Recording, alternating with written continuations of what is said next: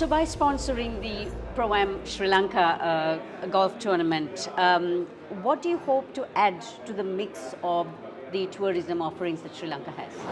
I think it's a two-pronged approach for us. We have here today Shiv Kapur, who's our brand ambassador for Marriott Bonvoy.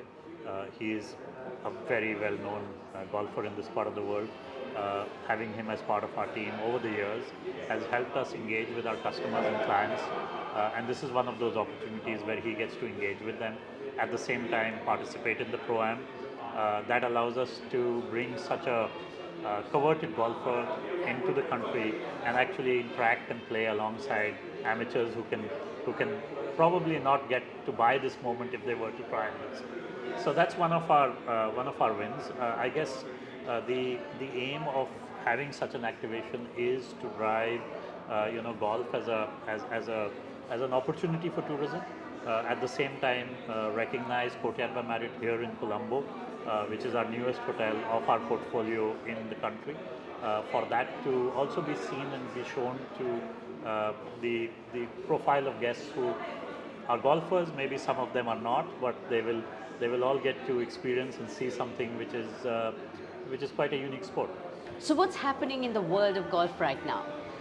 There's a lot happening in the world of golf. There's golf's version of the civil war that's going on. If for those who have not been following, we've had a new tour that's been established, which is called Live Golf, and that's sort of competing with the PGA Tour. And there's been a status quo for a while. There's been one body that's been controlling golf, but now there's an existential threat. And it's been good. I think the prize money in golf has gone up. There's more avenues, more opportunities for players. And at the end of the day, why cricket was a big success was when the money went up in cricket. Every kid that grows up wants to play cricket. The IPL is a great example. Even the Sri Lankan cricketers come into India to make big money. So anytime the money goes up in any sport, you'll see younger people take up the sport. You'll see more interest. And I think Sri Lanka has a massive pool of talent here. And it won't be long before you see one of the young kids grow up to either go on. Now they have choices. It's not only the PGA Tour. Now you also have Live Golf. Right, I understand what you're saying. Now, looking at being the Marriott Bonvoy ambassador, what does that relationship do for golf? So for me, I take that responsibility very seriously. I've been an ambassador for over a decade now. I think when you're associated with an international brand like Marriott, which speaks quality, you have to carry yourself in a certain way, and their association in golf dates back a long way. You have several Marriott properties around the world that are associated with golf courses. And I think one of the biggest things with the Marriott Bonvoy program is to give something to their guests, experiences that they've never had. So part of the reason for me coming on board with Marriott was to provide these priceless experiences, these experiences that money can't buy. And I think you go behind, you can go inside the ropes with a golfer. You can't do that in many other sports. So, I'll go out and play with some of their clients, some of the hotel guests, give them tips on their game. We study their swing. We try and help them fall in love with the game. So it's an introduction to golf for people that haven't played golf, but for people that already play the sport, you're trying to help them get better and continue their love for the game. So it's something I really enjoy. I think I've been lucky enough with the Bonvoy program to travel around the world and impart my knowledge. And golf's been taught me so much over the last 2 decades of playing all over the world, and now I'm able to give that back to guests and clients of Marriott, which is a fantastic way to give back to the sport. And so what's next for you? And this is currently my off season, so I get to enjoy coming to Sri Lanka and the wonderful cuisine and the beaches. And but I'm training hard in the off season. I've had a spate of injuries the last sort of 12 months, so it's about getting the body right, a lot of gym work. And when I start the season on 1st of August, I want to be ready to go and give some of these younger guys a run for their money. If you were to look at golf in general, what do you think needs to be done to push it up some more?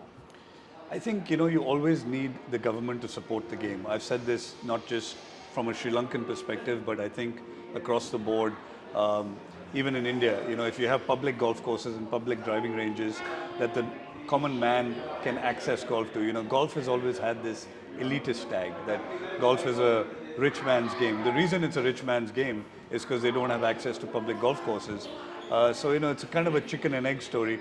Until you can build public driving ranges and give access to the game to the common man, that's when you'll develop champions. If you look back at, Sri Lanka in 1996 and winning the Cricket World Cup, I think the whole world was happy for Sri Lanka because a small island has produced world champions because kids could go and play in any ground. You need a bat and a ball and you can play in any field. And since then you've seen, how the sport has really erupted. So all it takes is, one champion out of Sri Lanka to go out and win a golf tournament, a big tournament around the world.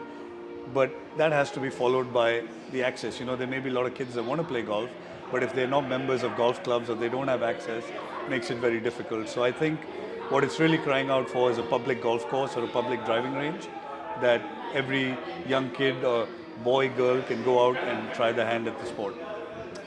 What do you see for Sri Lanka's golf? I see a very bright future. I've played with some of the younger kids out here and some of the current crop. They're very, very talented. I think they struggle with access, right? So you're again limited with golf courses. The travel becomes very difficult. I understand this problem coming from India. You have to get visas for every country. So it becomes difficult for them to, sort of contend on the international scene.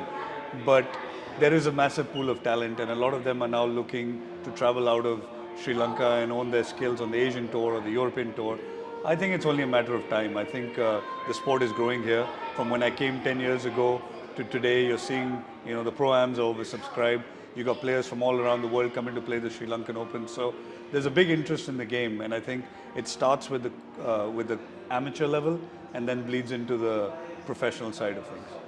Thank you very much. I hope the rest of your stay is exciting and rewarding, and do come back again. Thank you. I will, definitely. Thanks so much. Lovely to have met you. Thank you.